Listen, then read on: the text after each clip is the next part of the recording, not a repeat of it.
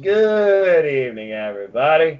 Now, I'm just a simple man, and my name is Noah Foster, and welcome once again to another episode of 205 Live Matters. And this week we will be discussing, of course, this week's episode of 205 Live that determined our Cruiserweight Championship match for Clash of Champions, and apparently an outlook for somebody on the 205 Live brand, and of course, much more. But before we get to all that, allow me to introduce you, of course, to my co-host. He's a family man. He's a humble man. He's the holiday, and he's one of my best friends. Is of course Christopher Mace. Chris, how are you? Oh, it's been a long day. Like I said, tea party this morning, then had a fun-filled adventure before I went to work, then went to work, and time to talk about wrestling and relax and call it a night. I hear that. I mean, this whole week, my nights now are freaking 6:50 a.m. to 9:30 p.m. anymore between working classes. Then Friday, I get home, but then I get invited to go out and go bowling. I suck, but I won one game, so I guess that counts for something. And yeah, but I digress. And yeah, it's good to be home too. The weekend, the one time I could actually record stuff and talk wrestling. Anyway, yeah. So with that, let's just go ahead and get right into it. So of course, this week's episode was aired on September 3rd, 2019. And this week we determined our Cruiserweight Championship match in a different manner, to say the least. First off, the show opened with, I guess you could say, the epilogue to the Roman Reigns Who Done storyline, the worst thing I've recently seen in WWE memory. At this storyline, you should have just made Roman Reigns versus Daniel Bryan already. But I digress. Anyway, we go into 205 Live, we go into Drake Maverick's office, and we find Drake Maverick and Humberto Carrillo and Lince Dorado. And we find Lince Dorado's basically giving his stance on why have I not had a Cruiserweight Championship opportunity? I've been here since day one. And apparently Drake hears that out, but Humberto's like, hey, I earned my opportunity. Because these two are supposed to face each other in the main event tonight of the show. But Drake Maverick raised the stakes. He said basically if Lince Dorado wins the match tonight, he is added to the Cruiserweight Championship match. This was kind of odd to me, considering I thought everybody, it's not about what you've done for me overall, it's what you've done for me lately. And Lince Dorado, he's had mixed fortunes, I would say. But I feel like this has been more influenced by Arya Daivari, which of course we'll talk about later. I mean, I'm kind of okay with this because you are furthering the storyline between the old school versus new school Lucha Libre style between these two, which of course we're seeing hash out 205 Live. But you're also adding another dynamic to this Cruiserweight title match, allegedly, because Lince Dorado has been there since day one and has not had a single title opportunity yet. Interesting setup for the show, and it does give extra stakes to the main event. Makes you curious about, okay, who do I want to win this now? So I thought this was a very interesting opening. And then we go into our first match. And this was a 3-match show tonight. By the way, crowd was red hot. Shout out to this awesome crowd who had a chance of 205 Live throughout the night. This is awesome and was behind the Cruiserweights. Because 205 Live matters. Whether you hate me saying that or not, I don't care. It matters as long as it's on the network, and I respect Cruiserweight Wrestling then now and forever. Simple as that. So, Chris Mace, our opening contest. And, of course, we had, our classic commentary team of Vic Joseph, Nigel McGuinness, and Andy English. Probably my second best favorite trio in WWE commentary today. You can pretty much guess what number one is. Keyword, trio. Anyway, our first match was Tony Nese versus Mike Kanellis. And this was brought on via social media after Mike Kanellis said, hey, welcome to the bottom, man. Have a seat. So basically, Tony Nese has been questioning himself. What do I need to do to get back on track for the Cruiserweight title? What's next for me? This match was established via a little bit of poking the bear, per se, on social media from someone who's also had mixed fortunes, Mike Kanellis. I thought this was a very interesting match, though, overall, and we sometimes figure about should this close the show versus open the show, which we'll talk about later. But as far as an opening match, I thought this was pretty darn well done. And wow, did not see that outcome coming based on his current fortunes and booking. So, Chris, take me through your thoughts on this match and the outcome and what you might see next coming from this before we, of course, get to the end angle where we know one person is going. Well, like I said, the beginning of the show started off, like I said, with the whole Roman Reigns thing, and we had like, okay, let's get to 205 Live. We know what's going on with that. Then we went to, like I said, they're raising the stakes with everything. with Roberto and Dorito. Oh, I'm about to call him Dorito. Never mind, botched. But anyways, Dorito. And it was interesting because, you know, they had their match before, and he purposely caused a double count out because he stopped Humberto from going back in the ring for the count of 10. So that was an interesting dynamic. So then when they pretty much raising the stakes, well, if you beat Humberto, you'll get in, you'll make it a triple threat. I found that kind of interesting. It's like, okay, so yes, you've been on a little bit of a roll here. You've been looking real amazing in some of your matches last few weeks. But you also have controversy surrounding you. Are you trying to, you know, turn your back on the Lucha House Party? Has the Bari finally gotten to you? What's going on? And so I just found it very interesting how they set that up.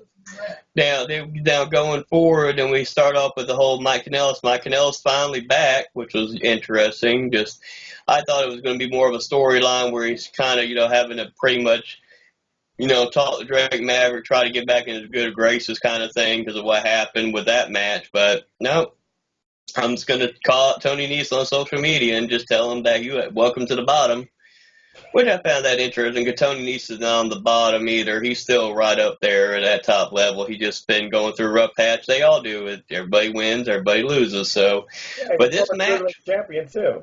Yeah, I know. And this match was very, very good to me. I thought it was very entertaining. And Mike Kanellis winning with love hurts, as we call it. Like I said, I was really surprised he won. I mean, he needs a win, definitely. And Maria's still there watching in the back.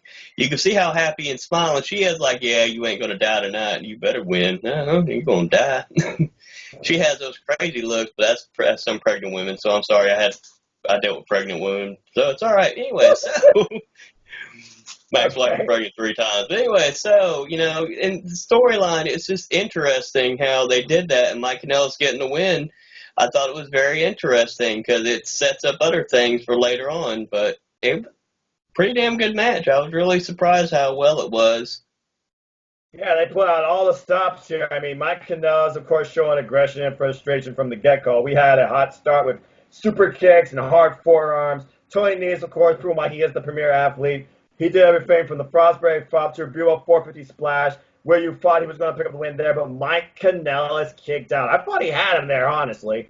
Literally, the only thing Tony Nese didn't pull out was the running knees. I feel like if he hit that, he would have won. But as you said, we called Love Hurts the twisting face plant, neck breaker almost. And Mike Kanellis, Nigel McGuinness, and Maria were ecstatic. It was one of Mike Kanellis' singles victories all on his own. So is this the first step to rebuilding him towards the Cruiserweight title picture? Is he going to prove a point now going forward on 205 Live, not only to himself, but his wife Maria Kanellis, much to the happiness of Nigel McGuinness? And Tony Nese, he does fall further and further down that spiral of just not put together, a spiral of depression almost. And basically, he's becoming now the guy in that Mike Kanellis mindset and spot. How it would affect him? Well, we're going to find out later. But yeah, I thought this was a really great opener, and the crowd was in this match from the get-go. And again, Tony Nese put out all the stops. A lot of hard hits here. Great match by both. So moving on from there, we go into a backstage segment where we find Lince Dorado, and he's preparing for his match in Ari Daivari. He asks him for a thank you because Ari Daivari believes he led Lince Dorado to go into Drake Maverick's office, give his stance, ask for the opportunity, and he would have done this without Ari Daivari's help. He's basically saying Ari Daivari helped him find new confidence in himself, and he doesn't need the deadweight known as Lucha House Party, Kalisto and Grand Metalik. But apparently, Dorado, he's already at mixed terms with his brothers, or hermanos, and basically saying right now they want me to talk to him, but now I realize I shouldn't trust you. I should have listened to you. You're just a snake. Now I'm going to go find my brothers and try and clear things up with them. And when I win the Cruiserweight title, because I am going to win tonight, I'm going to throw the biggest Lucha House Party ever. So I wonder if this is just going to drop, or is this just a thing of further things to come based on the outcome of tonight's match and Sunday, which we'll get to soon. All right. Following this, we got Scene Brothers. They addressed Kendrick and Tozawa. They said they addressed their tapes. They addressed their in-ring action. They'll be back bigger, better than ever with some lights, camera, Hollywood action. Not much more to say there. Honestly, it's kind of becoming an afterthought right now, the Singh brothers are. I gotta be honest here. And then we had a little bit of a squash match that foretold something to come, left us guessing on not only who's heel, who's turning face here, but what can happen next week. So, Chris, tell me for your thoughts on this little squash match between Kendrick and Tozawa and Scott and Hastings. The message that Brian Kendrick set and the challenge he made, and what do you think is going to happen next week? Well, see, one thing, let me get to the other stuff real quick. The one thing you forgot that Davari said to him was that, man, I was the one who took Grand Metalik out. I did that for you. Remember, he did admit that he took Grand Metalik out. Yeah. So that just solved that whole mystery right there, too. They just kind of gave it away with him admitting right there, yeah, I'm the one who took him out, man. I did it for you. You know, and that was kind of interesting, him doing that. And that's when he started bringing up man, that's why I should listen to them guys. I shouldn't trust you. I shouldn't even listen to you. Because he admitted to him that he was the one who took him out. So I thought that was kind of interesting. He's just being a blunt heel. Hey, I did it. Okay, and what? Catch me outside. How about that? I don't care. Who cares? You know, so hell yeah. And the way his attitude was about it, I thought it was interesting. And then the Bollywood boys, the Singh brothers, whatever, like I said, they need to just get back in the ring and be entertaining. Like I said, they've been having some good matches. They've been very competitive since leaving Jinder Mahal, and like I said, now they're just doing skits. I don't want to see them do skits. Just get in the ring and do what you do best. Be entertaining, have good matches, and just be entertaining. I'm not worried about your backstage skits or you, Bollywood, all that blah, blah, blah. I ain't worried about all that no more. That got old like last week. So, but this squash match, I found this interesting. Okay, so it was supposed to be the Brian Kendrick versus the gentleman Jack Gallagher. Now, we all know from watching NXT Cardiff, UK Cardiff, or the NXT UK episode last week, that he was there, you know, promoting Cardiff, and he was there, you know, supporting, you know, the guys watching NXT UK Cardiff, because he was also going to be supposed to have a match with Cash Ozono. So, spoiler alert for NXT UK, Jack Gallagher is out with an injury right now, undisclosed injury right now. So that's why he hasn't been on 205 Live. He was in the UK, and supposedly he got an injury. So we don't know what's going on with that. Hopefully he gets healed up soon, so we'll see. But that's why he hasn't had this match with Brian Kendrick yet. Right. So as a squash, like I said, for this quick squash match, it's like, okay, you're pretty much highlighting the Brian Kendrick and Kira Tozawa. Like I said, it was pretty much just a quick squash match so they can show how good they are, and then get on the mic and talk about the gentleman Jack Gallagher saying, oh, you're not here again. Okay, well, next week, why don't you find a partner and you have a tag match between us? So I'm kind of wondering, okay, does this mean you two are going to turn heel? Is Tozawa just listening to you now about everything, you know? You know, because clearly you can see on video where Brian Kendrick got so happy the weeks ago in that match where he was hitting the ropes and that caused his foot. Seems like the gentleman's having a lot of issues between 205 and NXT UK with his foot getting knocked off the rope and losing matches that way, seems like. Yeah, indeed. And keep in mind, next week, they're in Madison Square Garden. Yes. So you know they're going to try and pull off some big angle there, because right now they're just trying to get Stone Cold on there because they're struggling with ticket sales, but that's a whole nother thing. I really hope it's not like a rehash either of 2009 with another picture, but I'll talk more about that later. And I'm very curious, with Jack Gallagher, who could he bring with him next week? Could it be a surprise debut? Could it be somebody that we've already seen? I mean, it's true what D. Brian Kendrick says. Jack Gallagher, he really doesn't have anybody with him. So I'm very curious on this tag setup. This could set up a brand new team. And also, based on the outcome, we might finally see, is Akira Tozawa and D. Brian Kendrick going heel right here? Because, again, D. Brian Kendrick, man, plan, he seems to be playing more mind games, I feel like. Akira Tozawa is just one looking out, it seems. But I guess we'll find out next week. And again, this was a typical squash match because we had two jobbers that got squashed. Simple as that. Moving on from there, though, we go backstage and we find only Lorcan being interviewed, how he's out right now of the Cruiserweight title picture. And as he was trying to give his thoughts, we find a very distraught Tony Nese. And he's like, hey, calm down, man. I've been there. Calm down.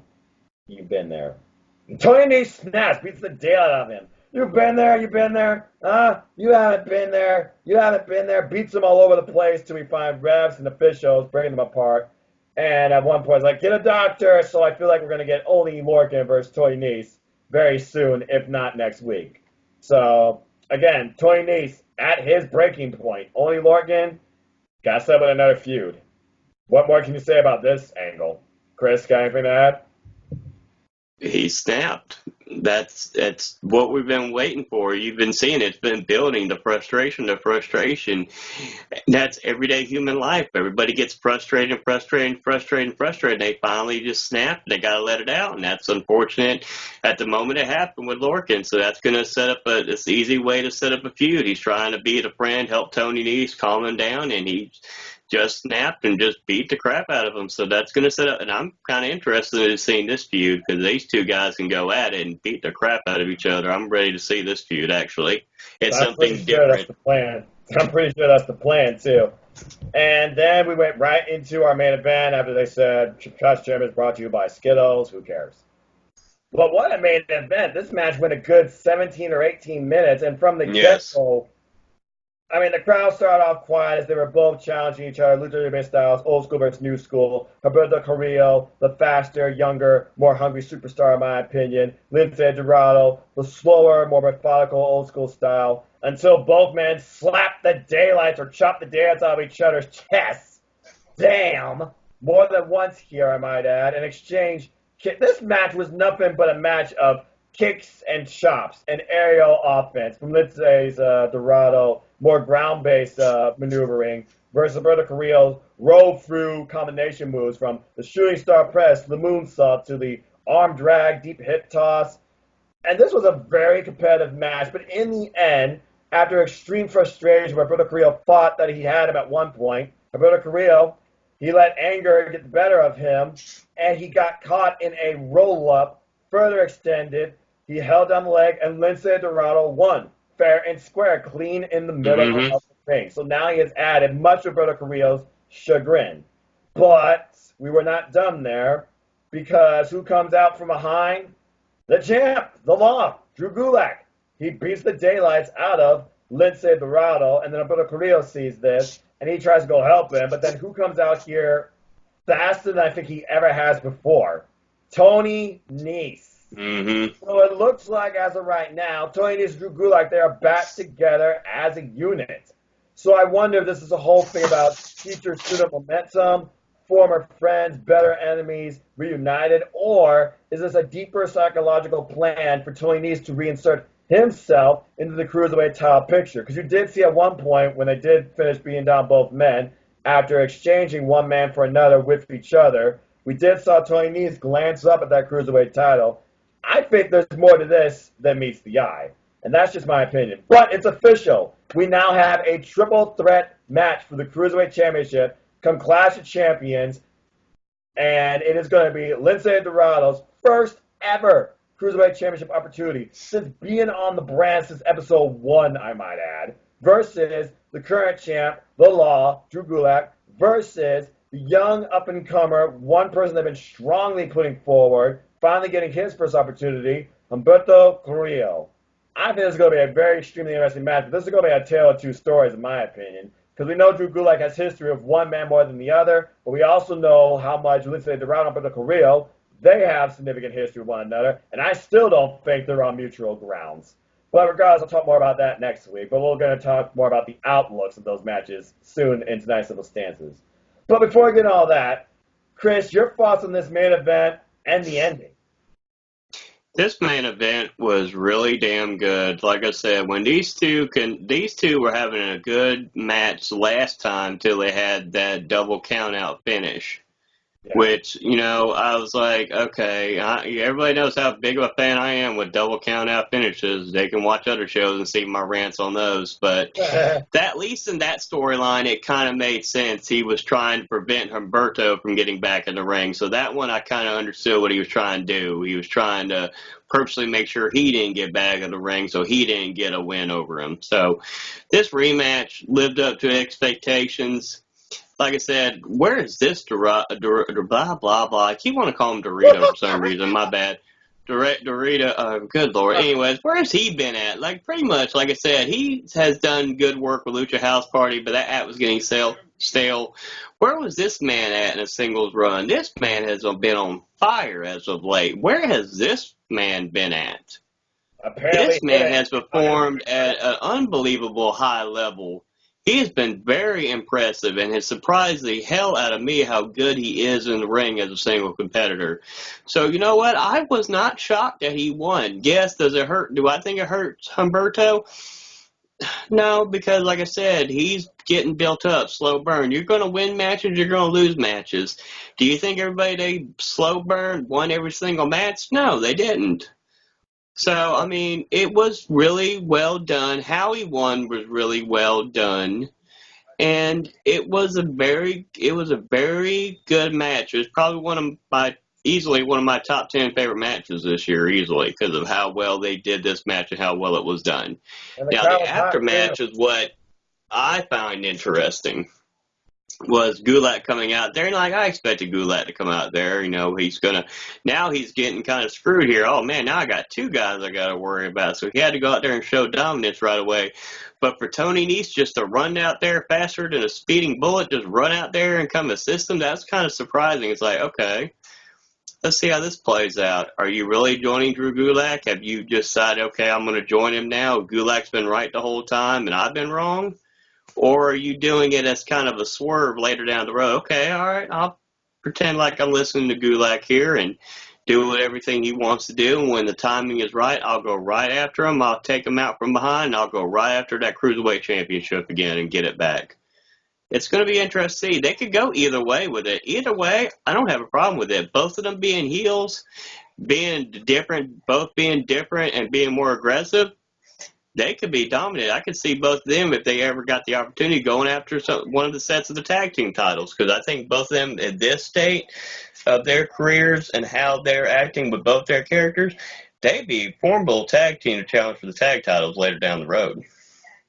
Yeah, absolutely. And I wouldn't mind seeing them involved in the next Dusty Cup if that becomes a thing, or go after the NXT tag titles. Tony Nese, Drew Gulak, they have been a dominant unit since pretty much the inauguration of 205 Live. They've had their downs, but they've had great matches with each other and great matches against each other. So whether or not this short-term alliance is long-term or just a ploy, only time will tell. But I'm interested to see where it goes from here. And I'm pretty sure we'll get a tag match with both those men very soon.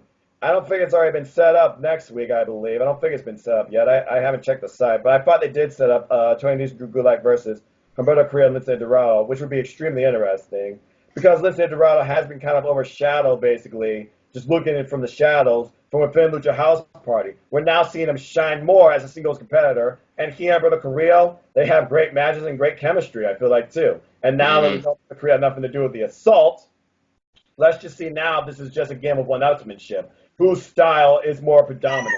Which one can do it better? Only time will tell. But we are literally, next week is go home, Madison Square Garden to Clash Champions. We'll see what happens.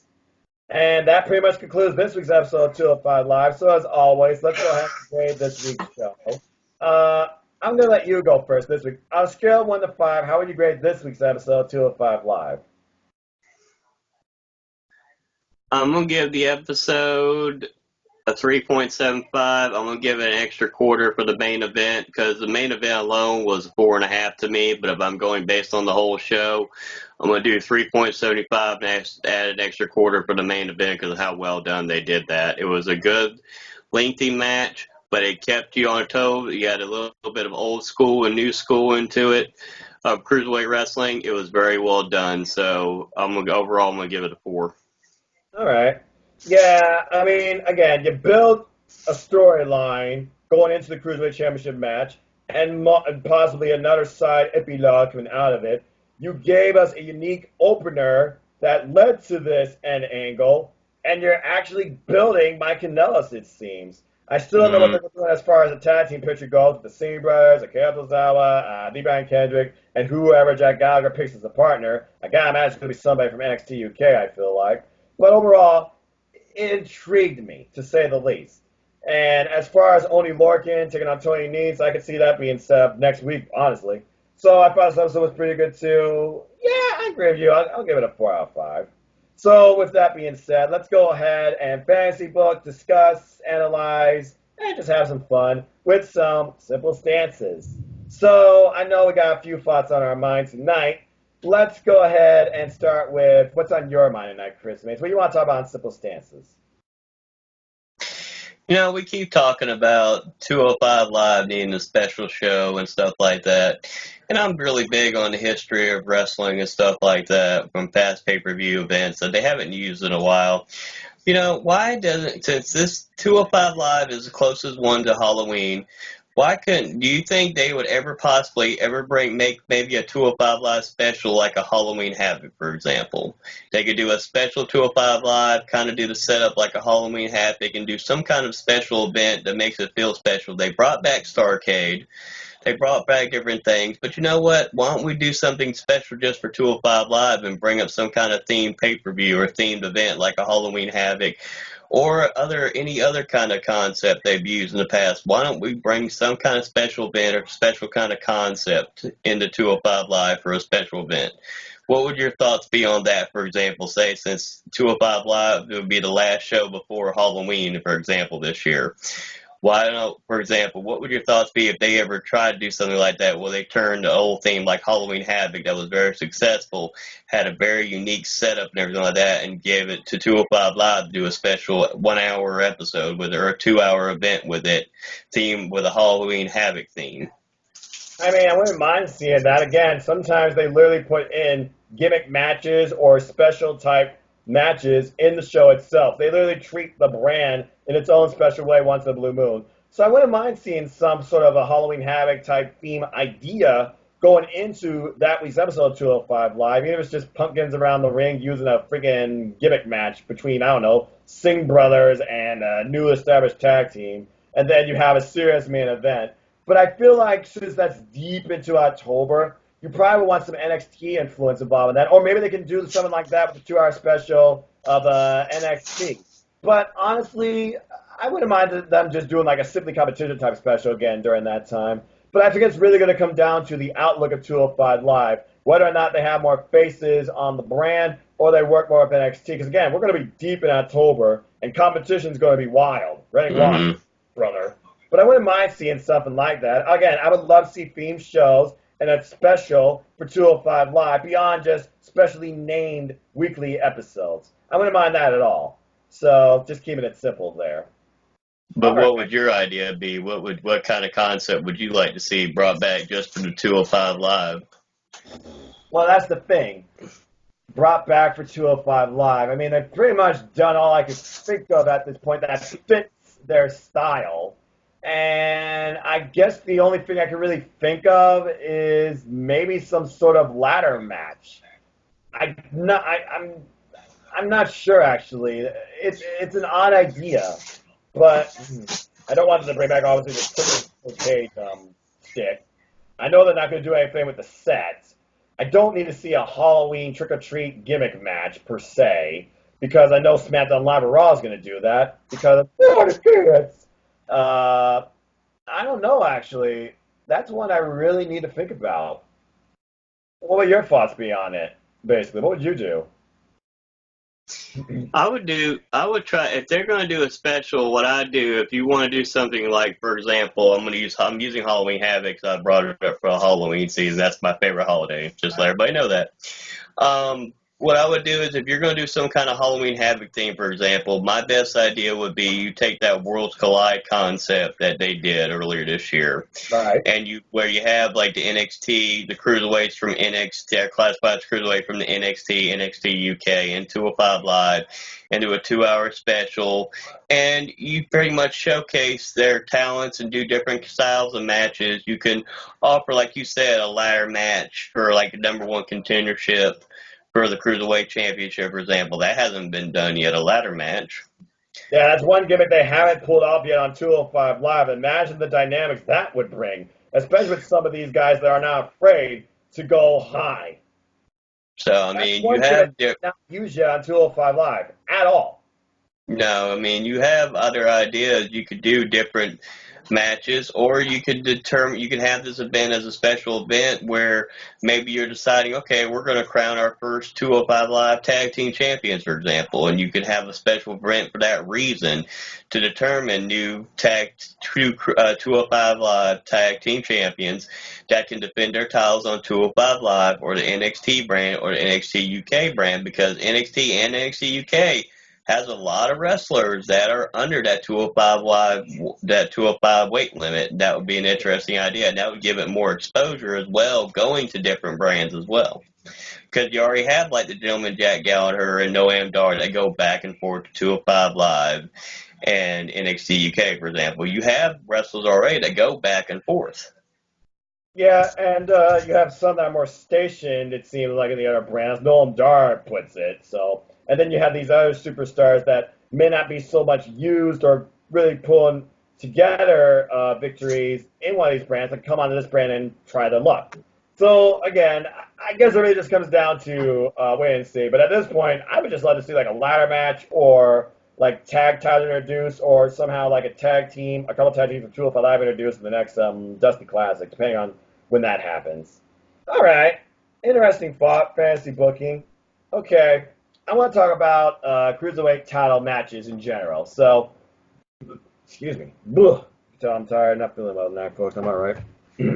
Anyway, so I noticed something. You figure about all the Cruiserweight title matches. Now, I know the one thing I stand by is 205 Live matters, and it does not belong on the freaking kickoff show. But I digress. I'm going to try and go PG tonight because, one, I'm tired, and two, I have a headache. Anyway, I think about the Cruiserweight title matches we've had this year. There's been the singles, and then there's been the multi-men.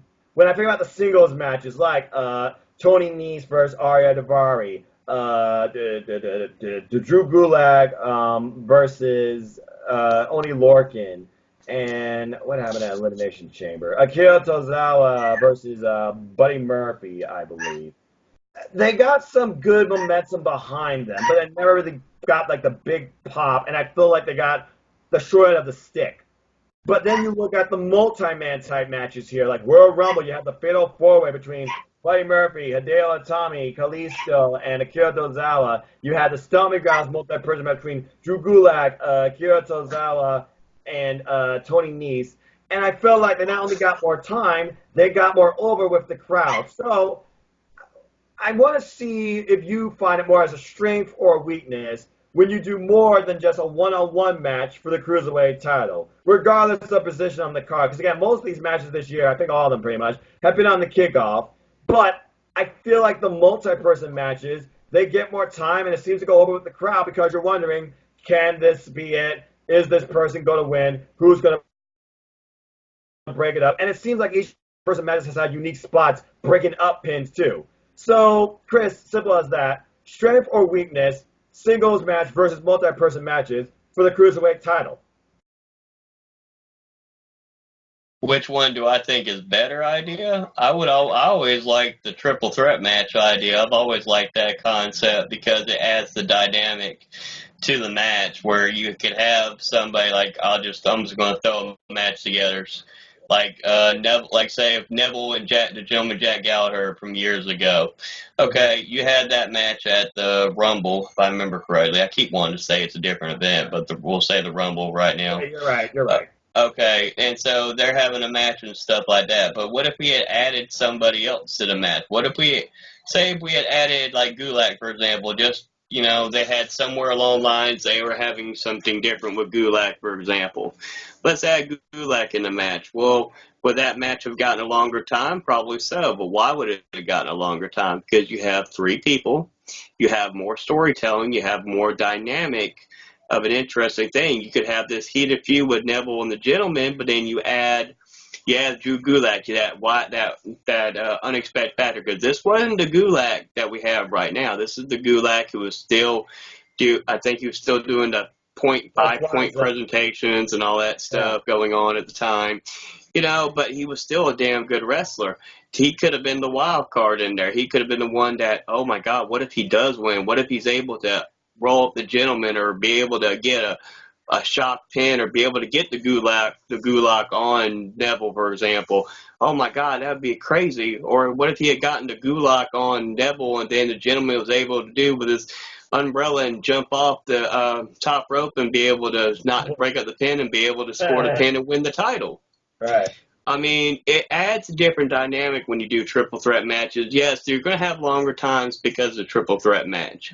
I mean, is it right? No, it's not always right, but logically, you're going to have a longer time for a match because you have three people, three different things going on, three different characters, three different wrestlers, three different dynamics. So it does take a little bit longer to build up a crowd and tell a story when you have three people. What they're thinking, their assumption is when you have the single matches is, okay, yeah, you give them 7 to 8 minutes, you've already been building up the show. They're thinking everybody in the world watches 205 Live, and we know realistically not everybody watches 205 Live. So they're thinking, okay, well, they know the whole story and everything like that. They can just get them out there 7 to 8 minutes, go ahead and have a match, and then they're trying to rush, hurry.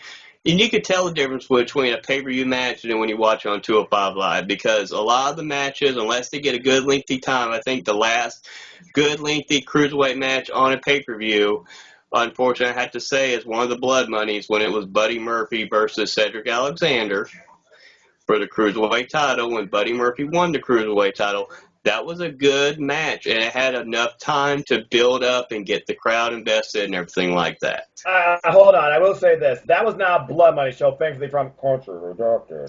That was Super Showdown from Australia. Sorry, you're right, but that I'm okay. That wasn't Blood Money. I'm glad you corrected me. I was thinking for some reason like I said, they're all from, you're right. But either way, they had a good lengthy amount of time in the match. They had time to get built up, get momentum, tell a story, get everything set up. That's the only exception. And they were on the main show. They weren't on the pre-show, if we want to remember right, y'all. They actually got to perform on the main show. I can't believe that's a shocker, isn't it? Yeah. And it got 10 minutes. Like I said, so realistically, do I think it's right? No, but realistically, sometimes it's better to have a triple threat match because they're going to get longer time. They're going to have more time to build up the match and build up the story instead of being in a singles match where they're getting 7 or 8 minutes and 2 minutes of the match are going. Now they're going, for example, okay, then Gulak is getting ready he's going on the top rope. What is he trying to do? Ladies and gentlemen, the main event tonight for this stomping ground or blah, blah, blah is Billy Joe Law versus Bubba. I'm like, we don't care. We already know what the card is. We're already watching the show. Yeah, but I got to tell everybody that's watching on YouTube or WWE or blah, blah, blah. And this goes back to what Tony Nese and Ali are talking about. We reach a larger audience because we're looked at on more platforms. Yeah, from a mute window, about a third of your match. Remember that. And remember, you're losing about a minute of your match because they're advertising other matches during your match. And that does kill the momentum of the match for the people watching at home. Yeah, putting you in a forced rest hold, too.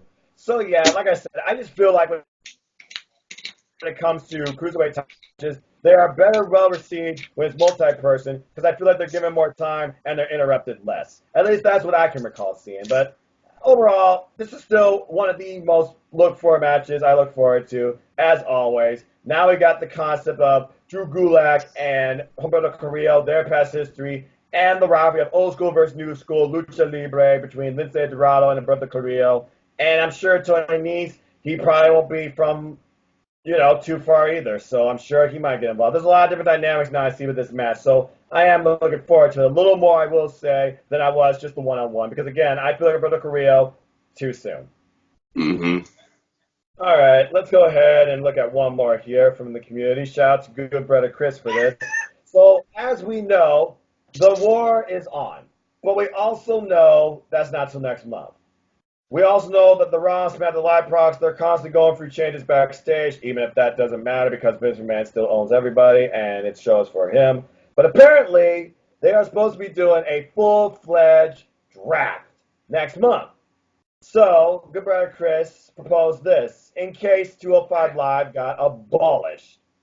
Instead of absorbing the roster in just NXT and NXT UK, why not look at all the brands? And since we have like 12 actual superstars on the show, drafting up to 3, you said, per each. So I'm looking at the current roster here, and honestly, this might just go a little longer. But the roster that basically we will be dealing with is 205 Live gets, absorbed into WWE for whatever reason. You have to figure out a place for if they choose to keep him on. Akira Tozawa, Arya Daivari, Drew Gulak, Jack Gallagher, Grand Metalik, Humberto Carrillo, Kalisto, Lindsay Dorado, Mark Andrews, Mike Kanellis, Oni Lorcan, the Singh brothers, Noam Dar, if he could, well, I mean, he's already on SUK, so probably just count him out. The Singh brothers, Levi Kendrick, and Tony Nese. So, honestly, I feel like that could be an own circumstance in itself, but if I were to book just 3 off the top of my head, I feel like it's pretty simple as far as Drew Gulak goes. The man has star power. He built it since day one. He was the most relevant, I feel like, even during Raw's dark time and the brand's dark time. And then you look at his matches from NXT. Honestly, I would love to see Drew Gulak push to the main event, and in a Daniel Bryan type feud, I would draft him to SmackDown Live. Now, as far as one for Raw, because I'm not going to figure up everybody off the top of my head as far as where I think they go. They're already using Mike Kanellis in this pregnancy angle with Maria Kanellis. I think it's overkill. I don't think it does anything for him. He started off on SmackDown Live. They did nothing with him in his feud with Sami Zayn. I would probably try Mike Kanellis. Maybe in NXT, maybe he and Kona Reeves, the finest, could actually do something together. Tony Nese, he's got power. He's got stamina. He's not a great promo. Raw, simple as that. Because Ricochet is basically that. He has great in-ring chemistry. He's a great aerial offense, but his promo skills are weak. Thus, you have great filler, but Vince wouldn't push him. And as far as NXT UK, I honestly want to see what Levi Kendrick could do there. So, because Jack Gallagher's already there, he could start a feud with him there. And you know what? Since I know Amir Jordan is injured, but maybe they could do something with him, change him maybe from face to heel, I would literally pair him with the Singh brothers and make a trio.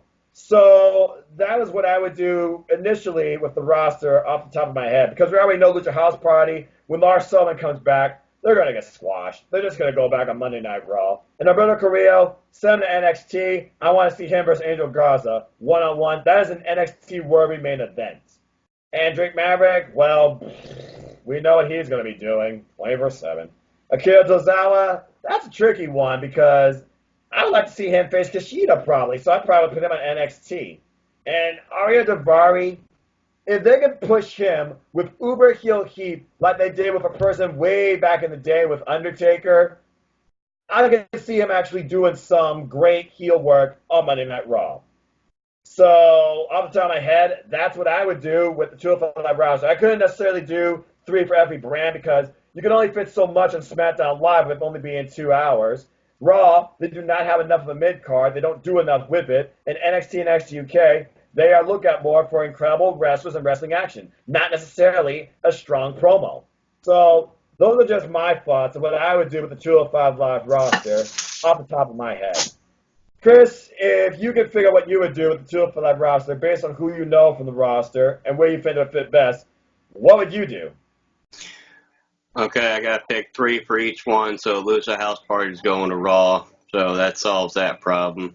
Yeah. SmackDown's a little more interesting. I would put the Brian Kendrick, Akira Tozawa, and I'd actually put Humberto on SmackDown. I think with them 3 being on there, and then you having Buddy Murphy, and you having Mustafa Ali, and you having other smaller guys, you could build up SmackDown and have those great opening matches that can build a crowd up using guys from 205 Live. That would build the crowds up and get the crowds hot and going, just like back in the days of WCW when they did the Cruiserweight division right. So that's always been my philosophy on that. Going back to Lucha House Party real quick, the difference is I would actually have Lucha House Party go to Raw, but not be together. They all be single stars. Because Kalisto, like I said, he's been established as a single star for being a 2-time United States champion. He can perform. If he has matches like he's had recently, he can perform still when he's not messing up and he's actually focused and determined like he has been as of late. He can put on some really damn good matches, and I like to see him back in the way. I keep wanting to call him Dorito tonight. I'm sorry, y'all. I don't normally do that. For some reason, I have Doritos on my mind. So, but like I said, he can go over there, and the way he's performing, he could perform well. He could face the likes of Cedric Alexander.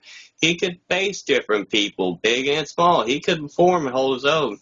And Gravity League, like I said, he's very good as well. I think he could hold his own as well.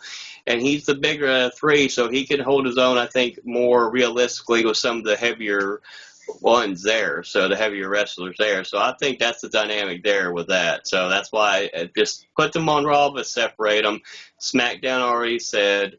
NXT, see, this is the hard part of NXT and NXT UK. So I'm going to do NXT UK first.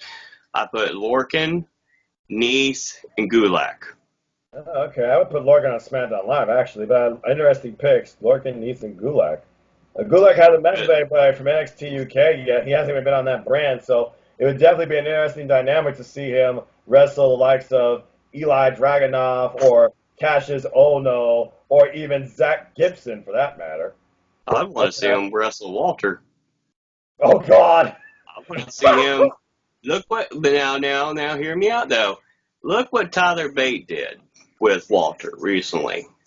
That was a phenomenal match. Period. That was a phenomenal match. But now look at this version of Gulak versus Walter. It would be a very interesting contrast of style, but it'd be a very interesting and entertaining match. If you really honestly think about it, the conflict of styles, the size difference, this would be very interesting. You can imagine Gulak locking on the Gulak on Walter. That would be a very interesting dynamic there, to say the least. And this new version of Gulak, anything's possible. That's why I put him on NXT UK. I think you have a whole lot of better matchups and the new matchups, new opportunities. Same thing with Tony Nese. Lorcan, I know he's been on there before, but Lorcan as a singles wrestler being on there would be a very different. I would want to see him and Dragunov fight. That would be a wrestling match I want to see. I want to see those two boys go at it. So that's why I'm thinking NXT UK for Lorcan on that one. All right. Which doesn't leave me very many people left for NXT, does it? Lord. Who have I not used yet? And I just used Lucy House Party. Huh? You haven't used Jack Gallagher or... Yeah. Yeah.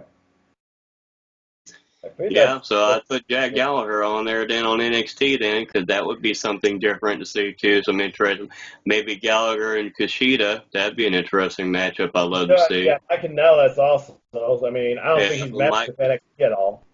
Yeah, but that'd be also a good choice too for NXT. Put him on NXT, and let him go to NXT and change his last name. Let him be the Mike Bennett of old. Get rid of that theme song. Let him be the Mike Bennett of old. If you're going to put him on a different brand, put him on NXT and let him change his last name back to Bennett. That's his real last name is Bennett, not Kanellis. Oh, here we go with the name change thing. Yeah. But I like it though.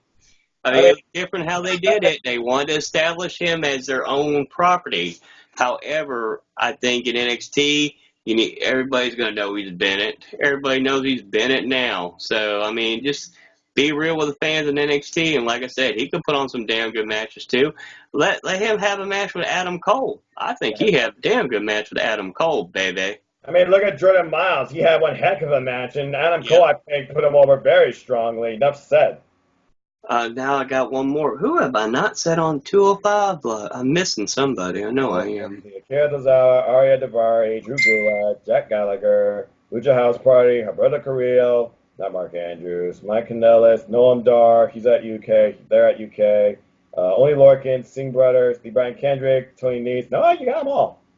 I didn't get the Singh Brothers, so the Singh Brothers had to do 4 and they had to go to Smack. They would have to go to NXT then, too. That's what I'll say. The only place you would have them is NXT. And to be fair, NXT, they kind of do need some more heel teams in their tag team division. I mean, look what they did with Brazanga. They gave him Scott Steiner Sirens and a win. They're already just saying. Yeah, they could have a few with Brazongo right now, and they could do other things, and they could get rebuild up. And like I said, maybe they're entertaining in 205 Live. I have to admit that, but maybe they could have more of a serious side to them and come out, be more aggressive. And like I said, that'd be the last. I'm like, You really the Singh brothers in NXT? Hold on, but then they could do something with it. But I think they make it No work. Jinder Mahal needed.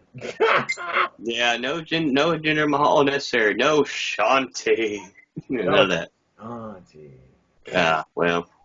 All right. Well, that was fun. And I'm going to write these down. I'm sure we'll remember these. And I know I probably went a little bit off radar, but what are you going to do? 205 Live, you know? And it's kind of hard to figure out 3-3-3-3. But, yeah, what would you all do with the 205 Live roster? Who would you let go? Who would you move? Let us know in the comments down below.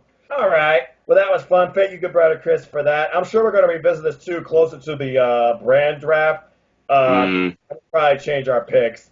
With that being said, let's go ahead and close on as always with the next on our list of top 25. For all of you who have been following, we have, of course, been picking up our favorite top 25 matches up to 205 Live for you to check out and view for yourself.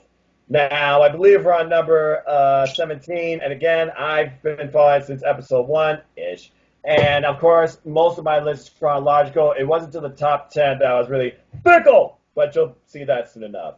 As far as this one, I thought this was pretty easy for me. I thought it was a pretty run-of-the-mill match. It's funny you brought up Super Showdown because that's where Buddy Murphy gained the title. I went with one of Buddy Murphy's first championship expeditions, not Humberto Carrillo.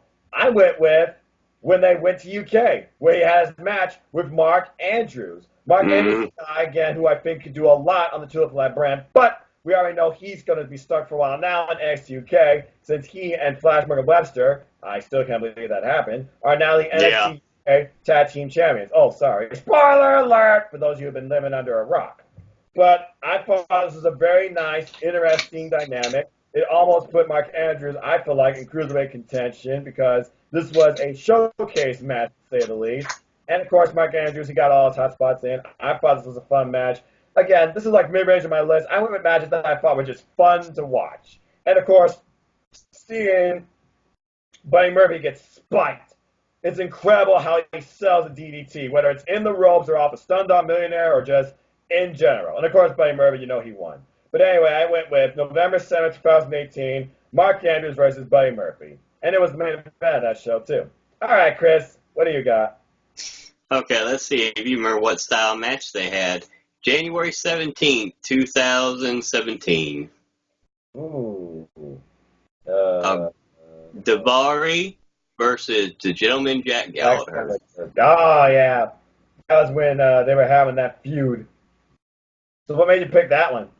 Do you remember what the match was stipulation was? Oh, I forfeit. Yep. Okay. I test you.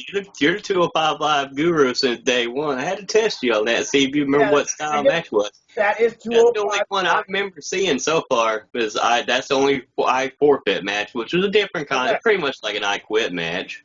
They rehash gimmicks on the 205 Live show itself. It's never the exact same name, but you're right. That's the only I forfeit match in the history of 205 Live, and that was also fun in itself. And that was a very hard-hitting affair, and I love the storytelling there where he's getting one umbrella, he doesn't get to use it, gets it taken away, pulls out, he's like has umbrellas everywhere. He had at least 3 umbrellas, if I remember correctly, because I went back and watched this. This was entertaining. And then Daivari, like I said, hitting what is now his finisher now. Back then, it wasn't really. It was just a setup move, it looked like, because he hit it on the Gentleman. It's just the match, how it was. Like, come on, say you forfeit. Say you forfeit. Come on, let's do it. And Gentleman's refusing to do it. Then Gentleman finally gets the umbrella and puts him in, chicken wing. That's what it's called, yes. Chicken wing.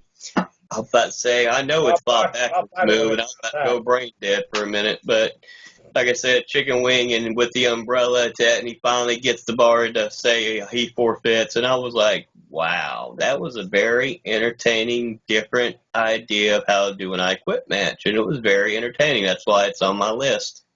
Yeah, and you don't see I Quit matches that often either. But let us know what you think down in the comments below, folks. What are some of your favorite matches from 205 Live? Have you given any of the highlights a chance? Have you looked at anything yet? Because stay tuned for more. Also, disclaimer, because I did hear this in the comments. Ladies and gentlemen, on NoDQ.com, this is uploaded in 360p. I cannot help the quality any better. If you want to see this in HD, go to my channel. I will be getting a new webcam and mic soon. Simple as that. With that, Let us know your thoughts on anything we discussed tonight. Let us know anything you would like us to discuss, any questions you might have, any rebuttals, any stances you might have, whether negative or positive. We love to interact. And again, as long as it's on the network, it matters to us. Simple as that. But with that, we are done here for the night. So thank you so much, ladies and gentlemen, for tuning in to another edition of 205 Live Matters as we are on our way to episode 50.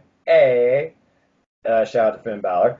And thank you, of course, to all who watched. Chris, a pleasure as always. And you know me, unless I'm in the hospital, I'm not going to stop this. And my stance will never change.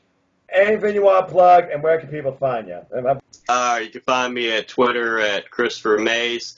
Support Aftermatch Wrestling. Steph and Jerry do great work with What's NXT and NXT Party. Like I said, they do great work. They started doing What's NXT Live on NoDQ.com, so they got over 100 subscribers now. They got 14 in 4 days, so congratulations to them. They're over 100 now. Check it out. It's a great show. Support Colin Andrews in the chopping block. He does great work there. Simple, short, and sweet videos. If you haven't seen the Bubbly video, check it out. It's the funniest 18 seconds you'll ever watch. Your life is hilarious. Support Cindy G and all the work she does on her channel.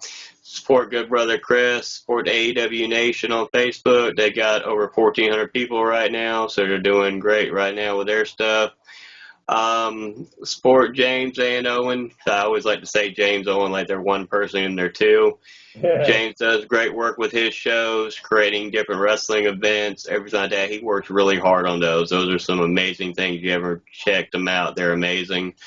Owen just posted his 2000th episode. Yes, everybody, I know it's a very long episode and it's 2 parts, but like I said, just take it with stride and watch it at your own pace.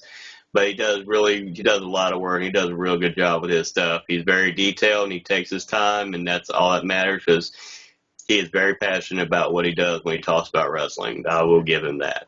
So, and I think that's about all I need to say right now because other than that, my brain's going to go brain dead again. Yeah, I hear you. And like I said, between classes with digital audit design and 12-hour work shifts, I'm surprised I'm still awake, and also my mouth doing dental work too. But anyway, blah.